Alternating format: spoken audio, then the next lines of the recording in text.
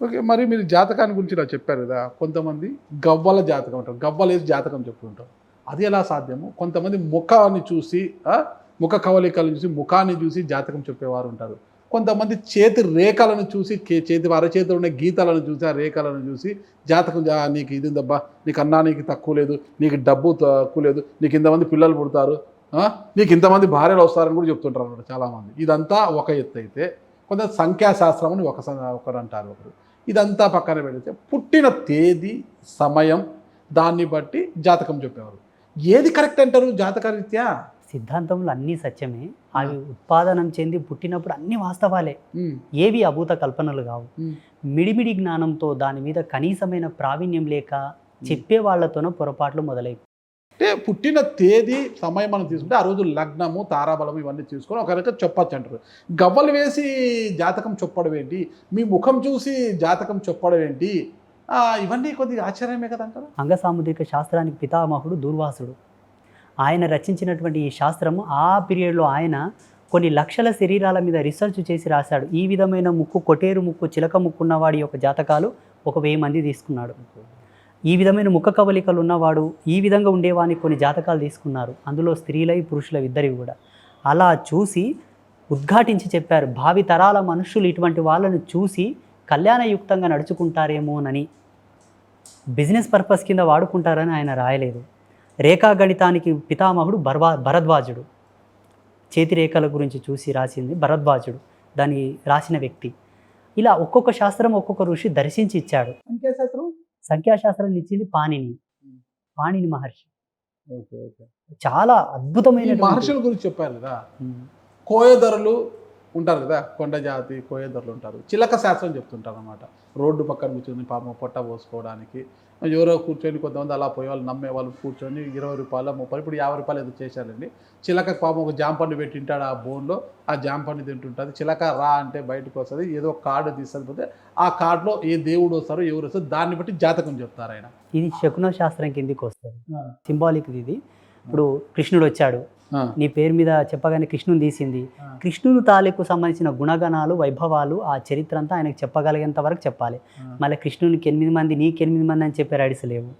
దీన్ని శకున శాస్త్రం కింద తీసుకోవచ్చు, సింబాలిక్ మెసేజ్ ఫార్వర్డింగ్ సిస్టమ్ కింద దీన్ని తీసుకోవచ్చు.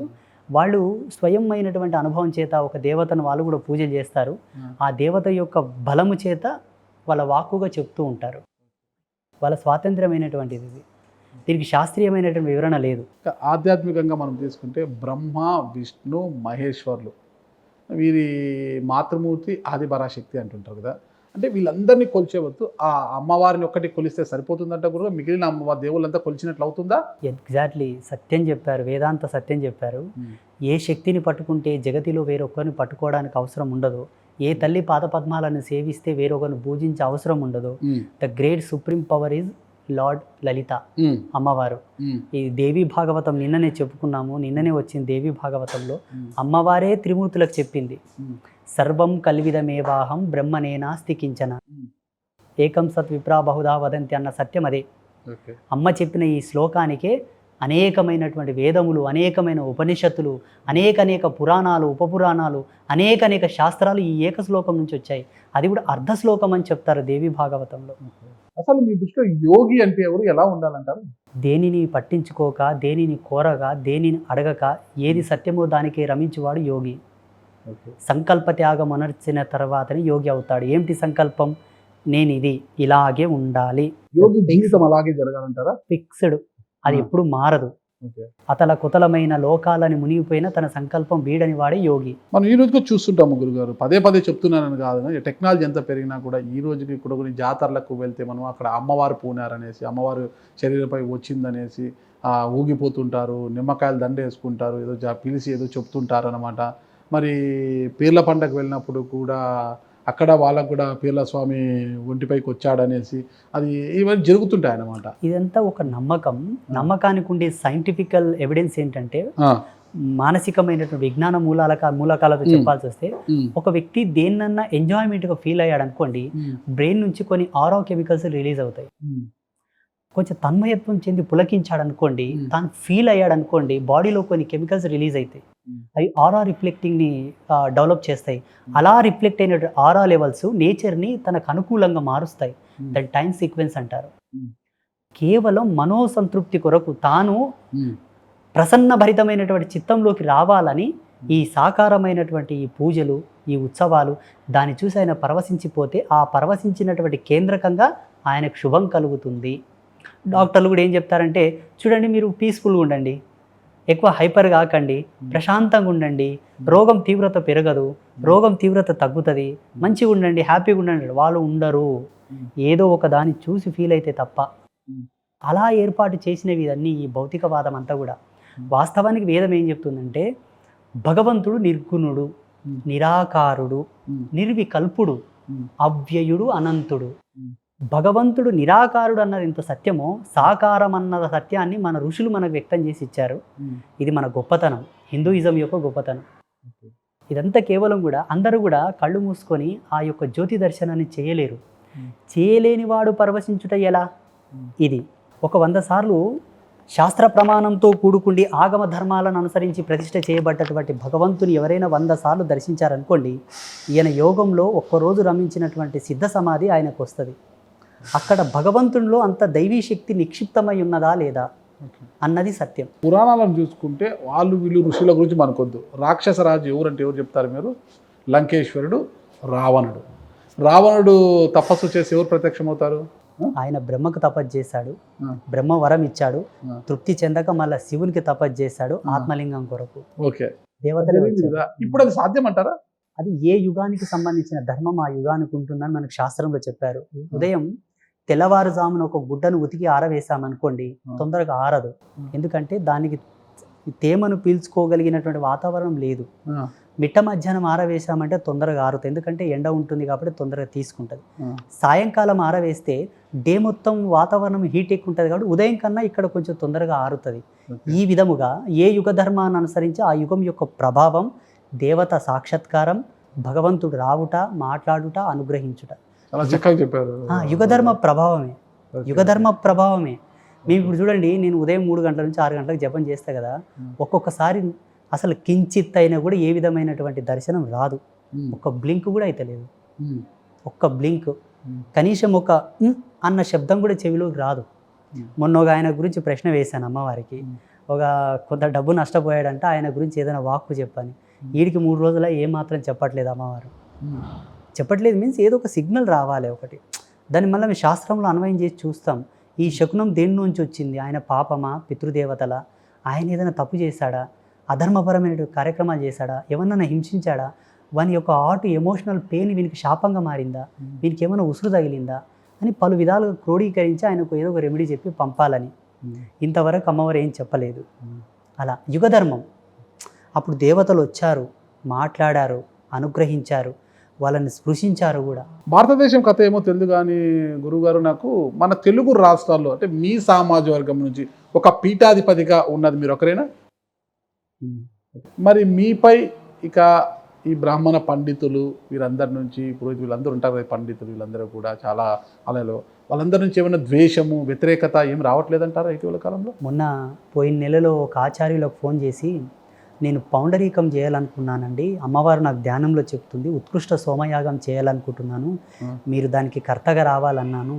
అంటే ఐఎమ్ సారీ గురూజీ, చేస్తాను కానీ సోషల్ మీడియాలో ఎక్కడ టెలికాస్ట్ అవ్వద్దు. ఎందుకండి, మీ గురించి అందరికీ తెలుసు కదా. కులంకి అమ్మవారిని ఆరాధించడానికి ఈ పూజలకు సంబంధం ఏంటి? దైనందిన దినచర్య, వాళ్ళు జీవించే జీవన విధానం, అన్టచబిలిటీ, అస్పృశ్యత.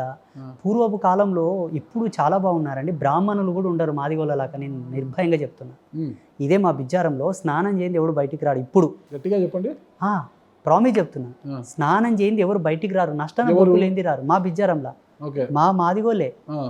అప్పుడు ఉండే లేక స్నానం చేస్తే బట్టలు కట్టుకోవాలి, బట్టలు ఉండలే కదా, మరి ఎట్లా?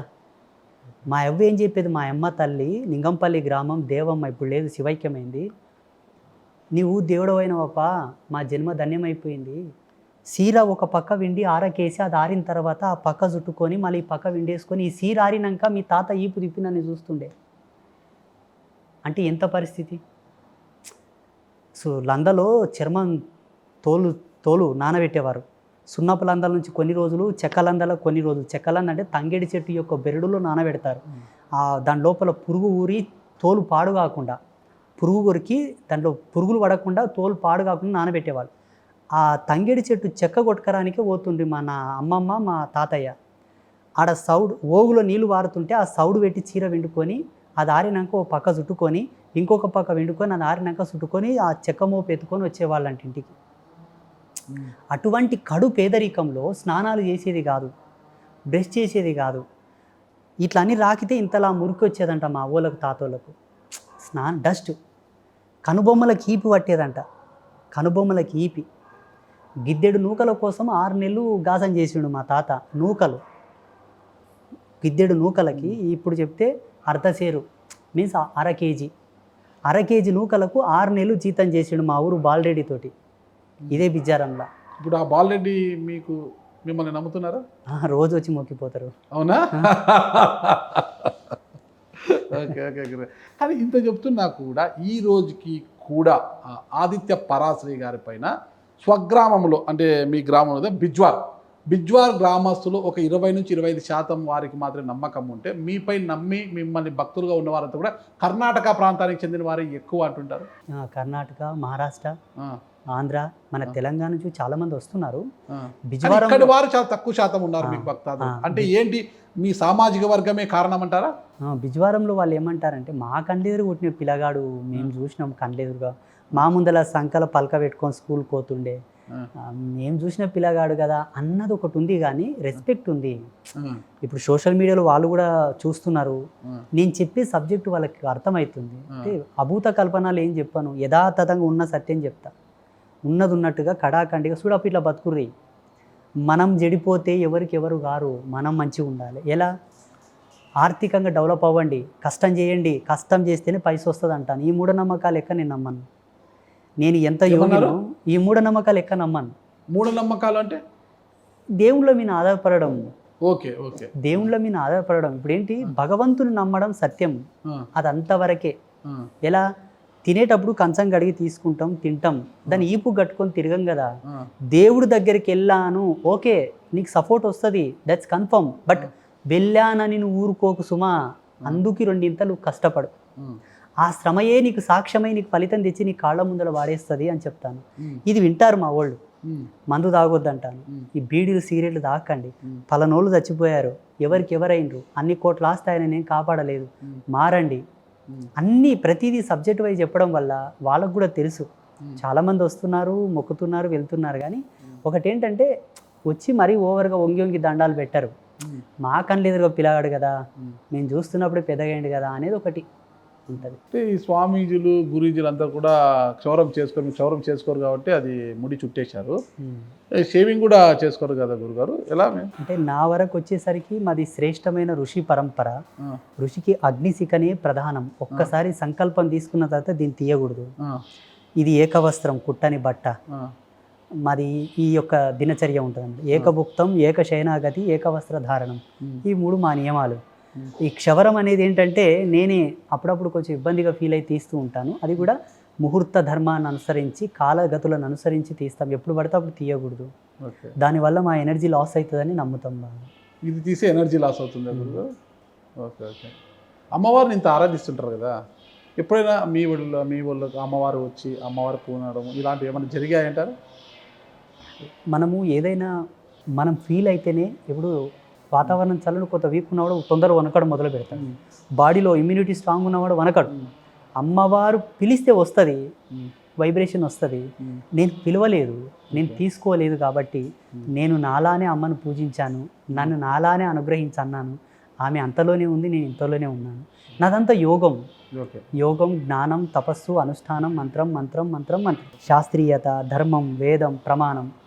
మొన్న చతుర్వేద పారాయణం పెట్టినప్పుడు చాలామంది ఒక 3-4 అన్నారు, మీకెవరు వస్తారు వేదాలు చదవనీకే, నీ పీఠంలో ఎవరు చదువుతారు అన్నారు.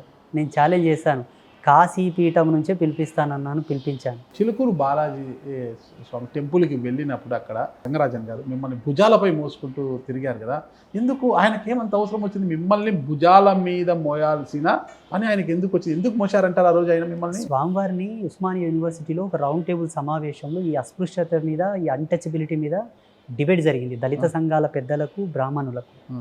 రంగరాజన్ స్వామి వారు చాలా గొప్పవారు. వారు ఏం చెప్పారంటే, లేదండి, శ్రీరంగంలో తిరుప్పాణ ఆలవారు అని ఒక దళిత భక్తుడు ఆయన్ని లోకసారంగముని భుజాల మీద మోసుకొని వెళ్ళాడు, ఇలా జరిగింది ఘట్టము అంటే, వాళ్ళు అన్నారు, ఎప్పుడో జరిగింది, ఎవడు చంపుతాడా, ఇప్పుడు మేము బాధింపబడుతున్నాం, కుక్కల కన్నా హీనంగా ఉంది మా జీవితం, ఇప్పుడు ఎవరినన్నా మోస్తావా అని అన్నారు. ఎస్, ఐఎమ్ రెడీ, వెంటనే నేను చేస్తానన్నాను. ఆ సమావేశం ముగిసింది, ఇంటికి వచ్చారు.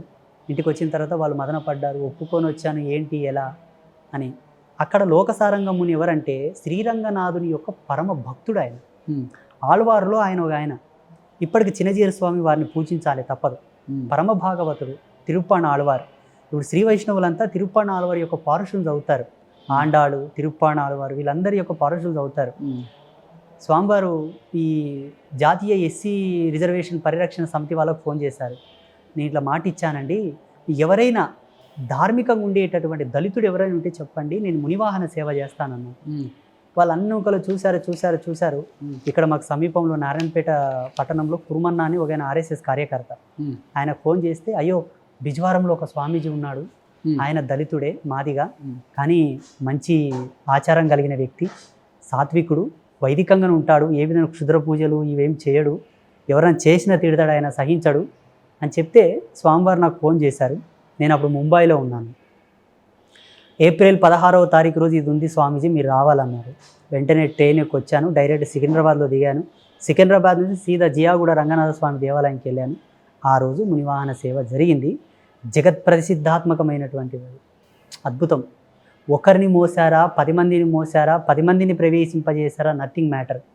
గౌరవం దొరికింది, మొత్తం జాతికే దొరికిందని గర్వపడాలి. ఖచ్చితంగా ఇంత గొప్ప స్వామి మిమ్మల్ని భుజాల మీద మోయడం అనేది అది తెలిసి చాలా ప్రాచుర్యం కూడా పొందారు మీరు.